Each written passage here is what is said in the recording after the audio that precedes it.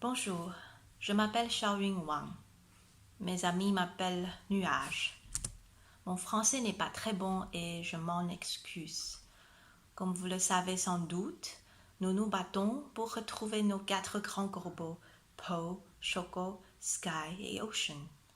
Malgré nos multiples démarches et appels, dans l'IBGE, dans le Nature Centrum, dans la Ligue royale de protection des oiseaux, ont décidé que nous n'étions pas aptes à détenir de grands corbeaux. Pourquoi?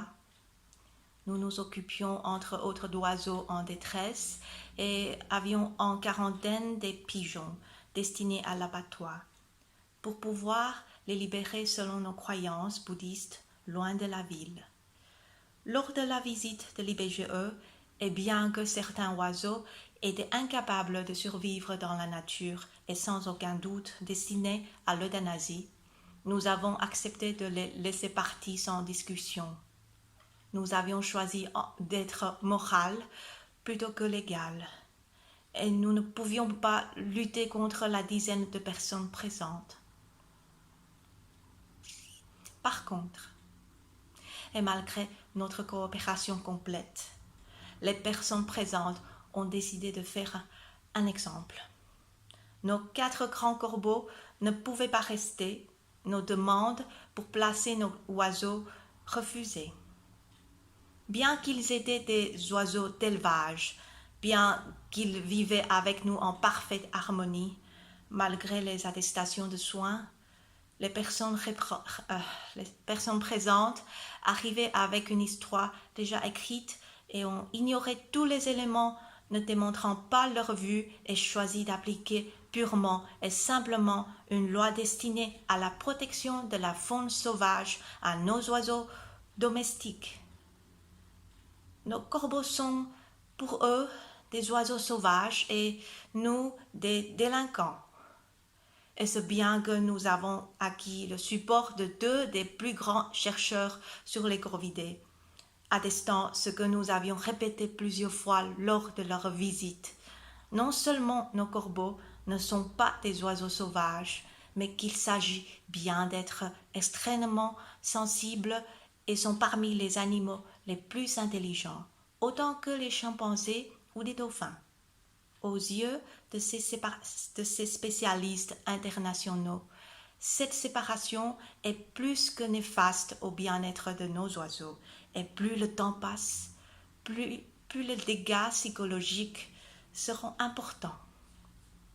Que l'on fasse des erreurs est une chose, mais de refuser catégoriquement de les admettre malgré des faits indéniables est aberrant et révoltant.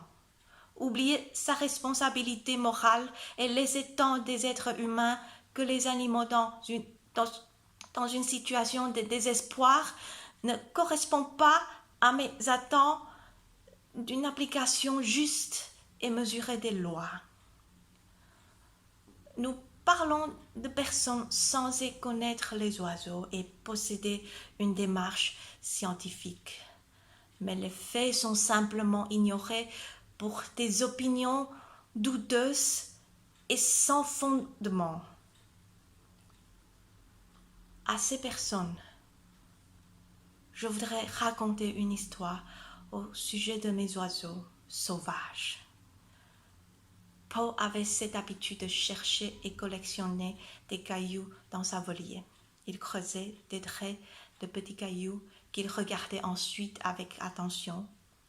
Parfois, certains cailloux semblaient lui plaire et il les groupait ensemble et les cachait comme il le faisait pour ses friandises préférées. Je le regardais faire, ébahi de voir un oiseau avoir une attirance pour des cailloux sans usage. Pour me regarder parfois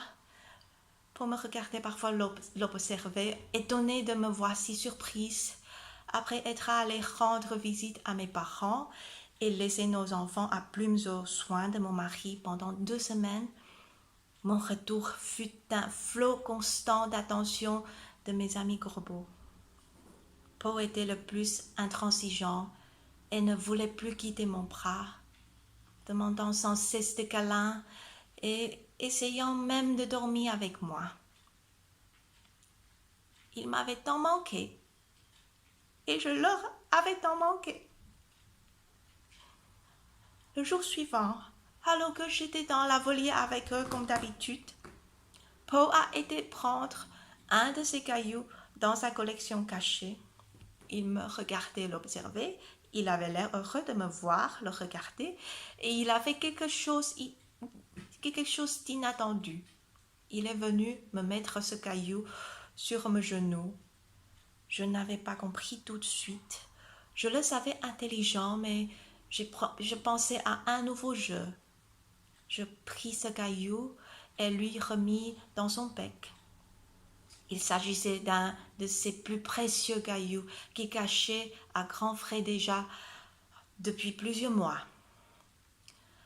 Et Poe m'a regardé un instant et il redéposa le caillou dans ma main en le poussant avec son bec dans ma paume.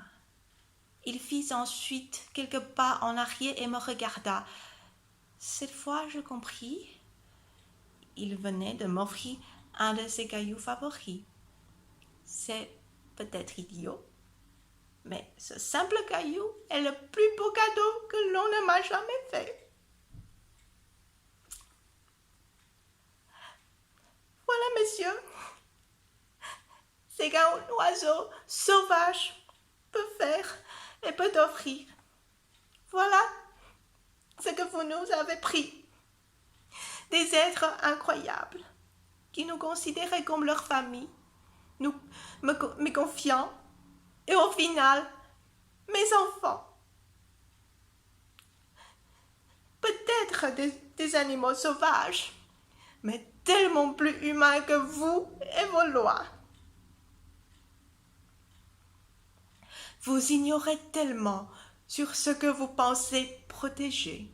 Vous imaginez qu'avoir un chien, un chat ou même un perroquet est normal, mais pas de vivre avec des êtres encore plus sensibles, encore plus intelligents et encore plus attachants. Je vous demande à nouveau de reconsidérer cette situation, de voir à quel point ces 4 êtres sont importants pour nous et de nous permettre d'être enfin réunis. Nous avons fait tout ce qu'humainement est possible.